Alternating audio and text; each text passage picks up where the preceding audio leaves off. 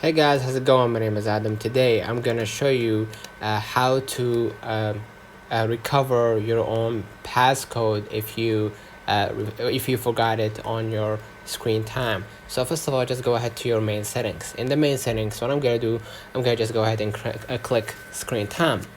In the screen time, what I'm gonna do, I'm gonna scroll a little bit down, and instead of lock screen time settings, you're gonna see, or you're gonna be able to see blue, like the same button, change passcode on your screen time. So you're gonna click on it, and it's gonna open up something like a window appearing to you, and you're gonna see right here, if you forgot to enter your own passcode, you're gonna see a button at the below right corner, or sorry, at the below middle. It says forgot passcode.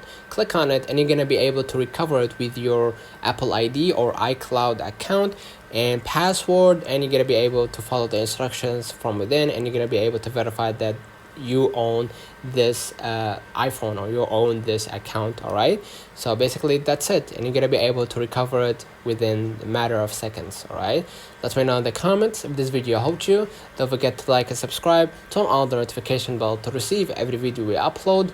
Thank you for watching.